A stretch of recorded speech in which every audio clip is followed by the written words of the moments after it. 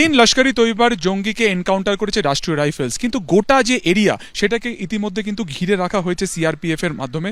আমরা দূর থেকে দেখতে পাচ্ছি যেটা যে কেলার জঙ্গলের বিভিন্ন জায়গাতে একেবারে পয়েন্ট করে সেই সমস্ত এরিয়াতে সার্চ অভিযান চালাচ্ছে সেনাবাহিনী। আমরা দূর থেকে দেখতে পাচ্ছি যে একেবারে তাক করে তারা রয়েছেন জঙ্গলের দিকে।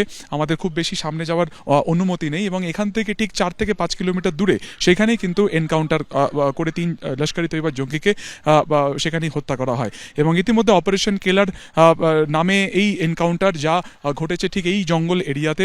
গত 48 ঘন্টার মধ্যে এই অঞ্চলে কিন্তু সন্দেহজনক গতিবিধি দেখতে পান স্থানীয় বাসিন্দারা এবং সেখান থেকেই পুরো ইনফরমেশন পরবর্তীকালে যায় রাষ্ট্রীয় রাইফেলসের কাছে এবং তারপরে আজকে প্রায় 2 থেকে 3 ঘন্টার এই অপারেশন চলে এবং 3 জনকে ইতিমধ্যে এনকাউন্টার করা হয়েছে এবং তারা একাধিক সন্ত্রাসবাদী কাজকর্মের সাথে কিন্তু যুক্ত থাকার একটা অভিযোগ আসছে। এর পাশাপাশি এই জঙ্গল এরিয়াতে আরও কেউ লুকিয়ে রয়েছে কিনা বা আত্মগোপন করে রয়েছে কিনা দক্ষিণ কাশ্মীরের এই জঙ্গল ঘেরা উপত্যকাতে তা কিন্তু এই মুহূর্তে সার্চ করছে সেনাবাহিনী।